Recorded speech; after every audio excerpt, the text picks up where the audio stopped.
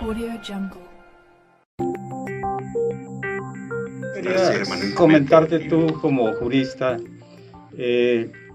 implícitamente ahorita creo que has hablado de la ley orgánica, Sí. pero ¿no crees que los universitarios, salvo que ya los deberían de haber estado trabajando ya en adelantarse un poquito a esa recuperación de la autonomía con una ley orgánica? Una propuesta de ley mucho orgánica más, nueva. no quiero utilizar el término modernización porque es sinónimo de Actualización. de avanzada, vamos, de una universidad para el siglo XXI.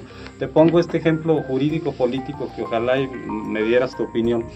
Yo fui maestro universitario, fui maestro de la FECA, estuve ahí en un proceso me contrataron para un proceso de reforma universitaria, por ese movimiento de los 100 días en la UGEL. Salí yo, tengo mi nombramiento todavía de profesor, pero salí yo, pienso yo que injustamente, pero bueno. Pero me llamó a mí la atención en la universidad que la máxima autoridad es el Consejo Universitario, sí, es la máxima autoridad. Pero hay también la junta directiva y luego el sindicato. Pero yo veía ahí que el sindicato se desdoblaba primero como sindicato exigiendo en aquel tiempo que había huelgas, todavía prestaciones, pero después se convertía en máxima autoridad ya en una reunión del consejo. Mi pregunta va encaminada, doctora, que si en otras universidades es así, porque a mí, aunque no soy jurista, quizás, aunque me dijeron que yo debía haber estudiado Derecho. Y nunca hice caso, pero no se puede interpretar como ser juez y parte, de repente ir como sindicato yo y pedir, y después como consejo universitario ser la máxima autoridad, que me pudieras aclarar un poco. Creo que es oportuno aclarar, porque conforme a la ley orgánica vigente, y las anteriores, la de González de la Vega, las dos reformas que se dieron en el sexenio funesto y la ley orgánica nueva, supuestamente avalada por foros de universitarios ficticios también, no contempla el sindicato como parte de las autoridades. No está considerado en la estructura institucional. No, definitivamente no. Hay una confusión muy normal de que la gente piense que la máxima autoridad es el rector. Jamás. Siempre será el consejo universitario. Y el consejo como está es con el que tenemos que trabajar, porque si esperamos una reforma legal nos pueden llevar años. La CRUJED nunca logró concretizar un proyecto de ley. Dicen que crujió. Sí, y recuerdo que fue mi tío Roberto el que en cierto momento la presidió, pero qué difícil es conciliar la forma de pensar del matemático con el del físico, con el del químico, con el del jurista. O sea, es difícil amalgamar en una ley. Todos quieren que quede un artículo que plasme específico. Sí, quiero que hables de mí, cuando la ley debe de tener una connotación diferente. Por eso la dificultad de esta ley orgánica, porque hay un artículo transitorio dentro del cuerpo legal que cualquier reforma a esta ley requiere previamente foros. Entonces, ¿cómo llegar a la autonomía sin violentar esa ley? ¿Cómo llegar a la autonomía con ese consejo universitario tan estructurado, forma tan dolosa? ¿Sí? ¿Cómo llegar a la autonomía con sindicatos que en su momento fueron artífices? El papel de Rojo, yo era de los que decía, vámonos para adentro a la fuerza. Y hubo un grupo que dijo, no, vámonos a lo pacífico. Bueno, pacífico fueron 6 años y contando, porque siguen contando los días. O sea, yo sigo en la misma idea de que seguimos con la autonomía violentada. Entonces, el papel del sindicato, conforme a la ley laboral, es para el estudio, mejoramiento y defensa de los intereses de quienes están agrupados en él. Y ese es el papel. Ciertamente en la UGED nos amalgaman, porque nos permiten convivir, y eso le da fuerza por sí misma al organismo sindical. Pero aquí yo pienso que quienes tienen que alzar la voz son en lo individual cada universitario, porque si no volvemos a lo mismo.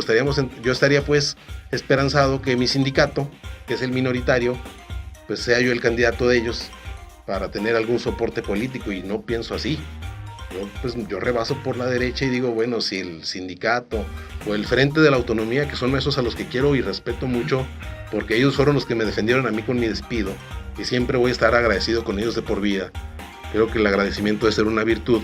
Pues yo no voy a esperar a que ellos digan quién de ellos va a ser el candidato, porque siento que nos estamos tardando. Yo creo que tiene que haber competencia. O sea, en estos años no hubo competencia por la rectoría. Y tú sabes que cuando hay competencia, pues la gente tiene la opción de elegir a uno o a otro, y entonces sale el líder nato, que la ley orgánica establece, la ley orgánica anterior, digamos, establece que el rector es el líder nato de la institución. Entonces, cuando es por nombramiento, ¿cuál liderazgo?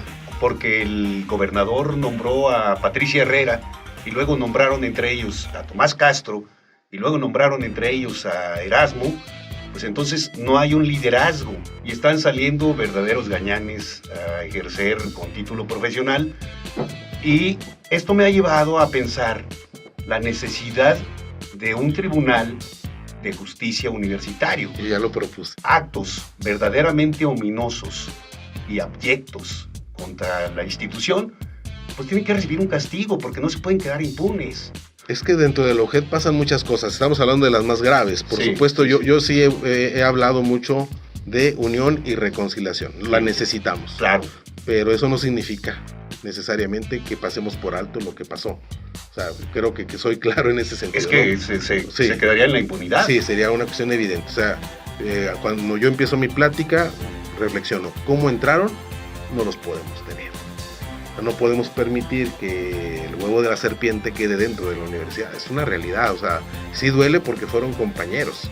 Y eso duele más porque realmente, como digo, en este caso hubo un vínculo directo como compañeros en las aulas, y luego él fue mi alumno. Y dices tú, ¿por qué se prestó a eso? ¿Qué hubiera hecho yo si a mí me hubiera dicho, tú vas como rector para que nos apoderemos de la universidad? Pues ya estará en la conciencia de cada quien. Oye, su respuesta. Ernesto, a mí sí me dijeron, Patricia Salas Name me habló por teléfono y me dijo, al día siguiente de los hechos, de la toma del Central, me dijo, tú vas a hacer el enlace entre Rectoría y la Dirección de Comunicación Social y los trabajadores de Radio Universidad.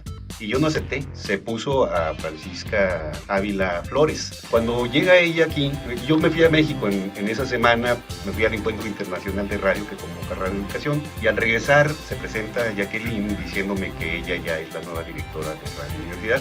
Le digo, pues eso no es para celebrarse, porque eres ilegítima. O sea, seguramente el proceso fue formal, pero eres de raíz ilegítima. Ese es un punto importante, o sea, no confundir la legalidad con la legitimidad, porque evidentemente el proceso legislativo fue legal. El problema fue la forma en cómo se incubó, cómo se ejecutó y las consecuencias que sigue teniendo. Yo realmente, ahora que me involucro en esta proyección de pretender ser candidato a rector, y soy cuidadoso de mis palabras porque sí, no digo no soy candidato, yo aspiro a ser candidato cuando se abra el proceso, es cuánto le va a costar a la UJED recuperarse. Va a costar muchísimo tiempo recuperar recursos que se fueron, calidad académica, depurar nombramientos totalmente indebidos que se dieron en catedráticos, y obviamente tenemos que ser muy cuidadosos con ellos porque también tenemos que estudiar asunto por asunto, caso por caso. Yo recuerdo los primeros días del golpe, en el programa de 7 a 9 con la maestra Jubiló, se me fue el nombre, decía, Radio Universidad se pronuncia